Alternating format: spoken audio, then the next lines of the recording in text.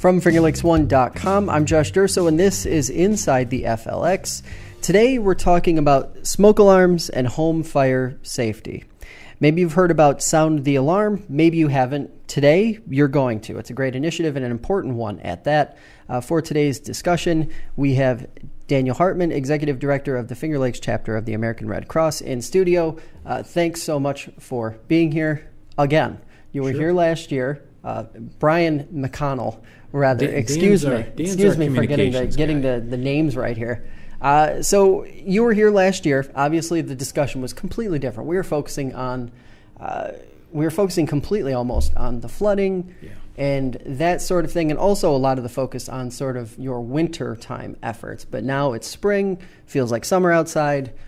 Things have changed on that front. So now you have an initiative, an event coming up this month. Walk us through what that is. What is Sound the Alarm? Yeah. Thank you for having me back. I really appreciate it. And so our Sound the Alarm initiative is a nationwide effort to try to reduce the number of fatalities and injuries caused by our most frequent disaster, single and multifamily house fires. We had kicked this off last August, and then, of course, we hooked into a historic, unprecedented national storm season from the end of August right on through December, with some of the wildfires out in California, ending with some of the wildfires out in California. And so we decided to put the nationwide campaign on hold until we were able to wrap up our assistance for those families. And so we kicked it off last week with media out of our Corning office. And the Sound the Alarm campaign is a national effort to install over 55,000 smoke alarms in 3 weeks. For the Finger Lakes area, we're going to try to accomplish 250 alarms in just 2 days. So this coming Saturday, we're going to be up in Wayne County, and then next Saturday, we're going to be down in Steuben County to see how many alarms we can install to help save lives. And how long is something like this? So we hear about it in late winter, early spring. The event happens. Talk to us a little bit about the planning piece, because I would imagine months and months and months of planning goes into something like this, especially since it is a national effort having to be duplicated on all these regional and local levels. So the campaign, or what was known as the Home Fire Campaign, actually started in 2014. So we've had a number of years to implement. The stats for fatalities as a result of home fire really were staggering, and the organization partnered with Kitty Corp in 2014 to try to have an impact on those numbers. For Sound the Alarm, it's been a region-wide effort, so our partners from Syracuse, Rochester, Buffalo, down in the Endicott office and our Corning office have all gotten together each week over the last 3-4 months to plan and make sure that we had not only the resources, the ladders and the drills, but the volunteers and the partners. And so the fire companies and some of our underwriters and partners have offered to not only bring their employees and get them trained, but also to make generous contributions so that we can help save lives right here in the Finger Lakes. So talk to us a little bit, if you can, about the numbers side of this. So the actual, what kind of issues you guys are dealing with. So obviously home fires are tragic and terrible, but it's a reality, and it's something that I feel like is in the back of a lot of people's minds, but not necessarily in the front. And you guys are working to keep it in the front, so people are thinking about keeping their homes safe. So the fact that we're still dealing with home fires, with effective code enforcement and new building requirements, is still a bit uneasy. The other piece that is really disconcerting is the fact that we're still losing lives in home fires. So nationwide, we respond to anywhere, depending on the year, anywhere from 55,000 to 64,000 responses. That equates to nearly 180 times a day. There is a Red Cross team, a volunteer fire company, that is responding to a home fire. Within that, we know, based on the fatal statistics information, that 7 people are killed each day as a result of single and multi-family house fires. Here in the Finger Lakes, so we cover 6 counties: Chemung, Schuyler, and Steuben in the south, and Seneca, Wayne, and Yates in the north. We average between 75 and 90 responses a year. The bulk of those are in Chemung and Wayne counties. Our most fatal county remains Chemung County, and our most frequent response is in Wayne County. Unfortunately, we just had a fatal fire last week in Wayne County, and so each day we still see the realities of this. My hope is that with this effort and having the opportunity to come into individuals' homes, we're not only installing smoke alarms that have batteries that last up to 10 years, but we're also doing the education. And so some of the research from the National Fire Protection Agency has shown that when you do the mitigation activity, where you're actually doing the install, but you're partnering that with the education and bringing front-of-mind awareness about an evacuation plan or how to reduce home fires, you have a 50% chance of saving people's lives. And so if we can do something that has a 50% chance of being successful, I say we continue it. And so the Sound the Alarm effort is a way that we can continue to save lives. So I want to ask you about the rural component of this whole issue and debate, because obviously working in an urban center is completely different than doing the kind of work you guys are doing in an extremely spread out and predominantly rural portion of New York. Walk us through what that part of the fight is like for you guys on a daily basis. So disasters don't discriminate, and regardless of where individuals live, we still see that it's human nature. Accidents happen. There's some type of incident. For us in the rural areas, I feel as though we have a real benefit. For our counties, we can work very quickly with emergency managers, with the fire chiefs and their companies, the volunteer ambulance corps, with the church groups. Very quickly we can partner with them and have their individuals that are interested trained to help make this a successful effort. In the metro areas, it takes more. It takes more time and it takes more volunteers to have the same impact. And so I'm really pleased that so many individuals have come forward to help make our event here in the Finger Lakes successful. And in case you're just joining us, we are sitting down and talking with Brian McConnell, Executive Director of the Finger Lakes Chapter of the American Red Cross. What are some of the checklist items that folks can sort of take, just without getting involved with a specific program or anything like that? What are some of the things that just glancing around your home, doing a quick 5-minute tour, could potentially save you some serious headache and heartache down the road? Yeah, and hopefully it'll help you get out of your house within 2 minutes. So precautionary items really haven't changed that dramatically over the years. Stressing your electrical system in some way, having alternative heating products. We're not saying not to use them, but we're saying use them based on the manufacturer's recommendations. And we saw that going back to ice storm responses. Individuals, day 3, day 4, day 5, they start to really rely on maybe their kerosene burner. But at the same time, if you don't have a fresh air exchange for that, you have to run the risk of putting yourself to sleep. And so it's being aware of what potential is in your home, particularly in the kitchen or even a dryer. Cleaning out your dryer flue is very helpful. If you're using alternative heating methods, making sure that you have fire extinguishers in the house, you know how to use them, keeping items at least 3 feet away from any alternative heating item or device that you're using. Candles and other flame tools, make sure that they're safe from kids, away from pets. It's not uncommon for a cat to be drawn to a flame and possibly knock it over. Accidents happen. And so a lot of the fire prevention efforts that we've been plugging for years still apply. It's just this program goes a couple steps further. Mm-hmm. It brings those to your attention, but we also do an evacuation plan. What we found working with our partners from the fire science, New York State Academy of Fire Science, and our partners through the fire companies is you have less than 2 minutes to get out of your home. Depending on the materials that your furniture is made out of, depending on what the heat source was that's in the home, expect that you have less than 2 minutes to get out of your home. And so part of that is sitting down with the family with the time that we have with them, doing a quick mock-up with a dry erase marker on a checkered board to mock up their home and draw an evacuation plan in a meeting space. Mm-hmm. And then we encourage them to have it right on their refrigerator so they see it every day. It's that front-of-mind awareness that you mentioned earlier. Mm-hmm.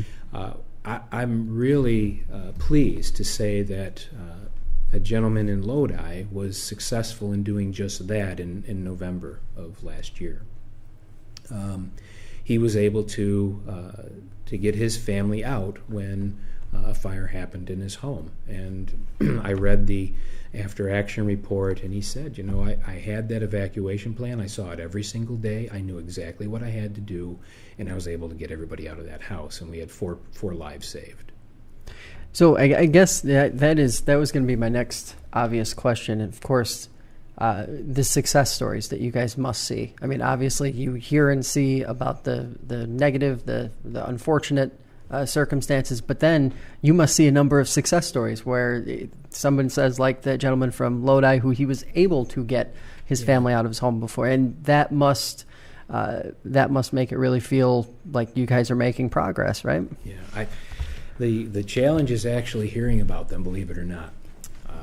So if we're called to a home, we actually will go back through and check and see if it's one of the locations that we've done an education and an install event. Through the end of March nationwide, we know of 416 lives that have been saved as a result of this program. We've installed over 1 million alarms nationwide, and so do we hear about all of them? We don't. And maybe that's good. Maybe we're actually reducing the number of fires. But it depends on the family situation, and we don't necessarily hear about all of them, but they are very moving. I know out of the Rochester team, they had actually unknowingly responded to a fire where they had done an install, and Jerry, the volunteer, went in and kind of recognized the place and recognized the name, and he went up and he pulled the alarm off the wall, and sure enough, on the back of it, he had signed the date and his initials that he had installed that alarm. And the woman and her family were very thankful that they had been able to get out. And so, as I mentioned earlier, I don't think that it hurts to try to be front-of-mind awareness for our most frequent disaster. Mm-hmm. And are we going to be able to put the fire companies out of business? Probably not. But maybe through this effort and through the volunteers' efforts, we're not only reducing the number of fires, but we know we're saving lives. And that's a real honor. It's a real opportunity for us. And I want people to sort of get a perspective for the numbers we're talking about, the how many people are involved with these sort of events as you guys go location to location, and even when you're just in the planning phases, how many different people are involved in throughout the whole region? It's a big one, so you must have many, many, many teams that are deploying to all these places, right? So for each install, we're required to have at least 3 people to be there, and that's not only to put the homeowners at ease, but also to put our teams and our volunteers at ease. Mm-hmm. One individual does the actual install, works up on the ladder, and then another person supports that individual so they don't fall or get injured. Right. And then the third individual is doing the education with the family and walking through not only about the importance of the alarms and why we're installing them in a particular place in the home, going through that checklist that we talked about, mm-hmm. and then also drawing up the evacuation plan. And so each team that's invited into a home is of 3. To accomplish 250 alarms in our area, we have just shy of 50 volunteers that have signed up to help in 2 days. So 25 individuals, if you think, 25 up in Wayne, and then another 25 splitting their time. Some of them are going to do both. So honored to have their dedication. For the Endicott operation, I want to say they had just around 75 volunteers, and I think the Western New York Buffalo office had nearly 300 volunteers that made themselves available. So it's a wonderful opportunity to spend a little time helping us save lives, and it doesn't mean that you have to volunteer for the rest of your life. So it's a nice opportunity to get involved, and it's also a bit shameless, and I've shared that with some of our underwriters. If you want to go out with your business brand and logo on your T-shirt, feel free, as long as you install the alarms and do the education and meet what we need. You can talk about what you do and thank them for their service as well. Yes, that is a lot of people that you guys, and it is great to see that kind of, but it isn't a lot of people in the grand scheme of things when you're talking about an organization like the Red Cross. So what do you guys do to sort of encourage other people to say, hey, this isn't a bad way to spend a Saturday afternoon? Come out and, take part, because I've got to imagine that you guys are always eager to have more help. Yeah. So volunteerism has become, I think, a real luxury. More individuals are retired but working, moving out of the area, spending time raising their grandkids.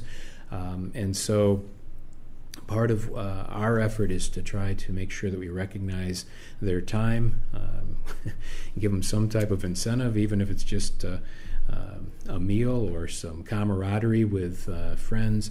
And I think the partnerships have really been beneficial. And so if an employer sends a team of 3 out for a Saturday afternoon, that's also very empowering for them, and it's also a way to bring a team together for a particular cause that will, I think, pay dividends for their employer. So we encourage them to continue. We'll talk about some of our other services. Obviously, you have time in between going from home to talk about our Armed Forces program, the blood program, some of the other services that we do, and see if there's any interest in an availability of their time to support some of those other life-saving efforts that we have in our mission. So, glad you brought it up. Let's talk about the blood donation portion of the Red Cross operation. Where do we stand right now as far as the blood level goes? Because it seems like from time to time we hear that in need of donations, in dire need of donations.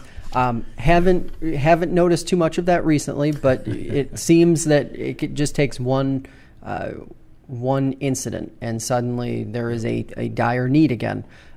So where does the region stand right now, I guess, would be the obvious question. And how do you guys sort of guard against that as you move into the summer and then the fall? Yeah. So you probably did see it. January and February and March were tough with the nor'easter storms.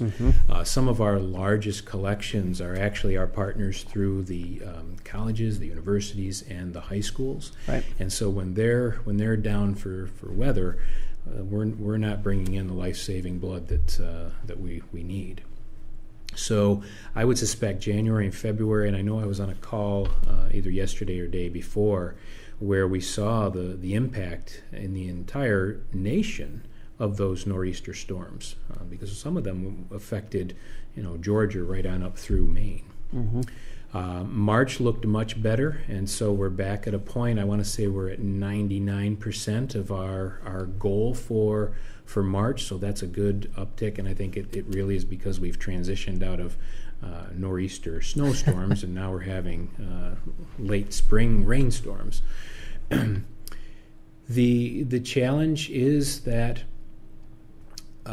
our core supporters, our universities, our higher education systems, take summers off. And so we encourage individuals, if you give once or twice a year, could you give just once more? Could you schedule one more blood drive? And we have a lot of partners to help incentivize that. Dunkin' Donuts has been a longtime partner of ours to encourage folks to come out, and so you get either a Dunkin' Donuts card or you get a thing of coffee Right. As an incentive. And we have some other local partners that come on board just to try to help enhance the relationship with our blood donors. Internally, what I try to do is I try to remind our volunteers that for some of these drives, they are the only individual that the blood donor sees. It's usually a community drive, and so those individuals know family or friends that they might share acquaintances. And so I remind them that your relationship with that blood donor is crucial, because if I come into a blood drive and I know that somebody's going to be there that I haven't seen in 56 days, Right. I can catch up, right? And so I think the key to The social aspect absolutely, of it. I think the key to our successful blood collection is the relationship, is, make it social and build those relationships. And so that's some of the internal conversation that I use for our blood drive volunteers, reminding them that people give to people, whether it's time, money, or blood. Right. If they know and trust someone, they're willing to come back. And so if the donors themselves would encourage scheduling one more donation this year and come out and see whoever that volunteer is that you haven't seen, or might be a retired teacher, whatever that relationship is, make it social, because we're supporting our communities, our community hospitals, our community cancer centers because of your donation, and we really appreciate it. Now, a curiosity is when it comes to a shortage, is it predominantly driven by demand outweighing what's available, or is it because of those events that aren't able to happen because of weather and things like that? It's both. Okay. So our hospitals and cancer centers are trying to keep their costs as low as they can as well, and so they're staggering and planning their surgeries very very tight. And so where we used to have a little bit of maybe stockpile at each hospital, they really are now scheduling their procedures, and they're not ordering the blood until they absolutely need it. And so the demand side is actually part of that. The supply side falls on us and our blood donors. And so if that means we hook into a really busy summer vacation, and everybody probably is thinking after this really long winter and cold spring, I'm leaving, I'm out, and I don't blame them, consider making a blood donation where you're going. Still make it part of your vacation, because it actually isn't just one, it's both of those, Josh, and I appreciate you trying to take a look at that.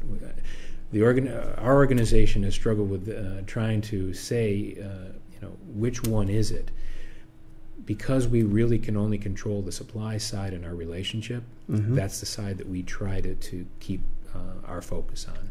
But obviously the hospitals and our customers are doing their best to try to keep their costs down. Using the Finger Lakes as an example, how many events are we talking about? How many opportunities are there in any given, say, summer or fall or even year annually? How many opportunities are there to give blood? Because it seems like we see the signs a lot. So across the 6 counties, we average probably 1,800 units. And that comes from, I want to say, approximately 250 drives a month. So at the end of, and that ebbs and flows as well, because some of our sponsors might be going through some of their own challenges, and they're not able to sponsor like they could. They may have to cut back on a drive. But figure on average anywhere from 200 to 250 across the 6 counties. That's the number of opportunities across the 6 counties that you have. At the end of the year, we do really well. We have some very dedicated donors, and on behalf of the organization, I just want to again say thank you to all of them. Right. We collect between 15,000 and 15,500 units of blood out of the 6 counties every year, and that is tremendous given our population.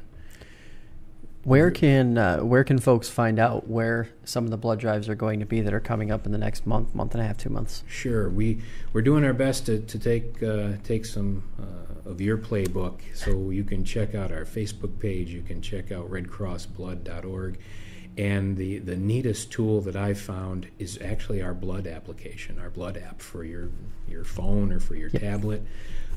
Take the time, it's free, download it, and you can take a look at drives in a 15-minute radius or a 100-mile radius. It's up to you. But what a great way, and it's also effective for our performance. The blood app gives you the opportunity to give feedback about your experience at the drive, and it also lets you see where your actual donation was sent for processing and what potential care facility it was sent to. So an effective tool, and I think that for me has become an easy way to schedule appointments. So my last question for you will be how can people get involved, whether it's people who want to volunteer or even people who own businesses or work in the area who want to see their employer or their company get involved. How can everyone get involved with the Red Cross and help you guys with your mission? Yeah.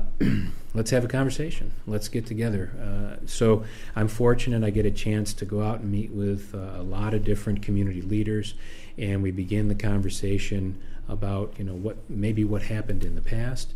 Individuals can volunteers, employers can try to engage us as part of an employee engagement opportunity.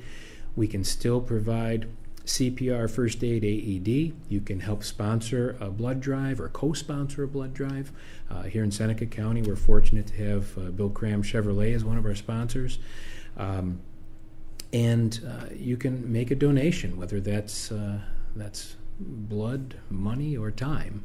Consider donating and working to help us accomplish our mission, saving and changing lives right here in the Finger Lakes. All right. Well, I really appreciate the time today, and of course, we'll be having you back. Always an interesting conversation. Let's do it on a positive note, and hopefully, we won't be here talking about windstorms or ice storms or flooding. How about that? I'm totally with you on that one. Thanks again for the time. That is going to do it for us today. I'd like to thank Brian, our listeners, and of course, FingerLakes1.com for making this podcast possible. You can catch Inside the FLX on Saturdays during the 10 o'clock hour on WDWN 89.1 FM in Auburn or 97.7 FM in Fulton. The program also airs on Sundays and Tuesdays at 7 p.m. on Spectrum, channel 1304, and is available on iTunes, Stitcher, and the FingerLakes1.com app. Stay informed, Finger Lakes, and we will catch you next time.